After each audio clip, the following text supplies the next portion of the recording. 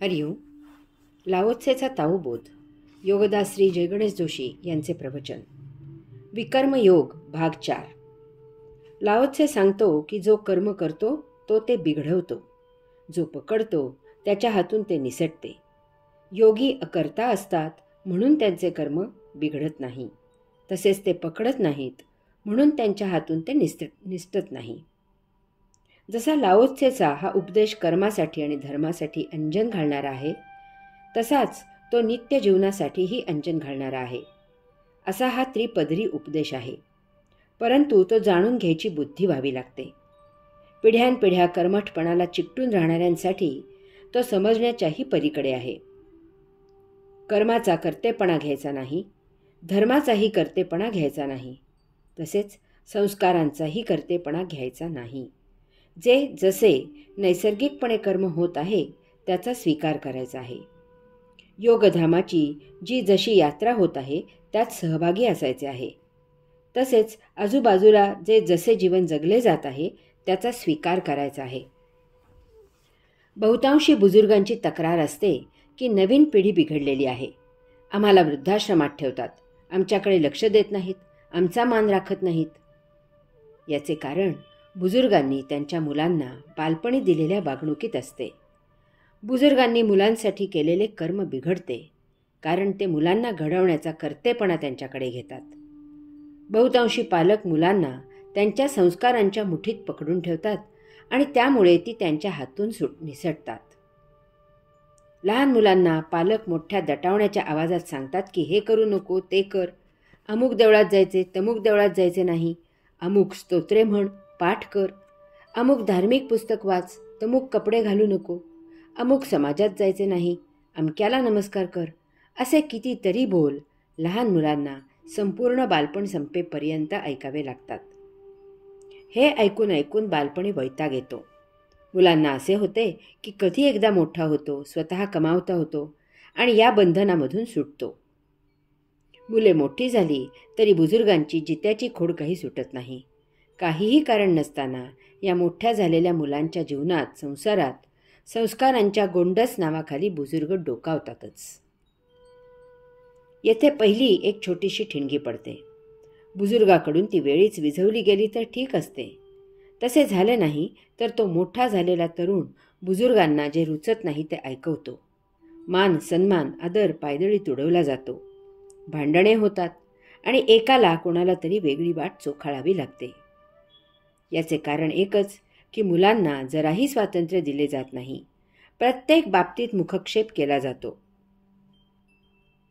बुजुर्ग विचार करत नाहीत की प्रत्येकाला त्याचे असे एक स्वतंत्र जीवन आहे, त्याचे त्याला स्वातंत्र्य आहे आणि ते अबाधित राहायला पाहिजे.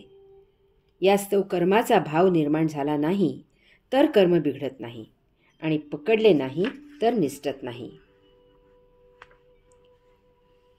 सुरुवातीत शेवट लपलेला.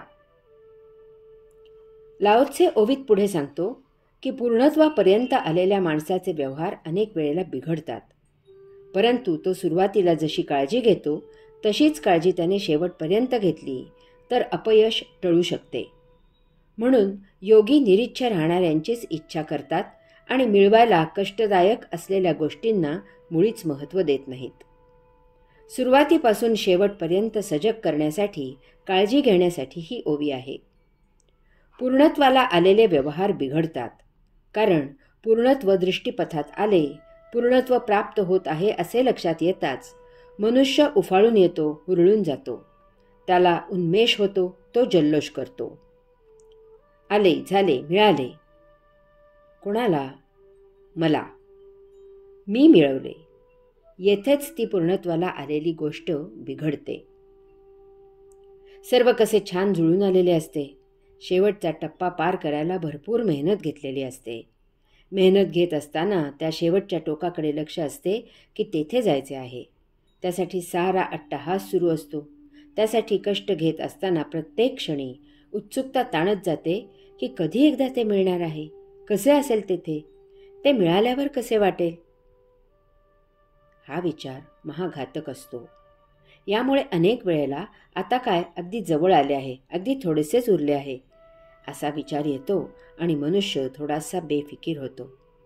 कोणतीही गोष्ट शेवटपर्यंत बिनचूकच करावी लागते, तरच त्यात यश येते. उदाहरणार्थ, पैसे खर्च करायचे, पेट्रोल पंपापर्यंत जायचे, कॅनमध्ये पेट्रोल भरून घ्यायचे, घरी यायचे. कॅन व्यवस्थित जागी बंदोबस्तात ठेवायचा. 2 दिवसांनी पाहावे तर तो रिकामा झालेला असावा, कारण कॅनला झाकण लावायचे राहून गेले. धो धो पाऊस पडत असावा. मस्तपैकी कांद्याची भजी तळावीत, सर्व कुटुंबीय टेबलाजवळ बसावे आणि द्वारघंटिका वाजावी. शेजारच्या आजी सहजच याव्यात आणि त्यांनी म्हणावे, आज एकादशी आहे. मनुष्याला महाभयावह असा अहंकाराचा रोग जडलेला आहे. त्यामुळे तो सदा दुःखी असतो. एखादे कर्म पूर्ण होत येते, त्यातील यजमानाच्या मानेवर अहंकाराचे भूत सवार होते. इतका वेळ तो छान असतो, परंतु जवळ येत असलेले यश त्याच्या डोक्यात जाते आणि त्याचा चक्रमादित्य होतो. त्याच्याबरोबर काम करणारे त्याचे सहकारी चक्रावतात. त्यांचाही अहंकार चाळवला जातो. या कामासाठी आम्हीही कष्ट घेतले आहेत, आम्हालाही याचे श्रेय मिळाले पाहिजे. ते शेवटी अशी काही चूक करतात की हाती येत असलेले फळ चिखलात पडते.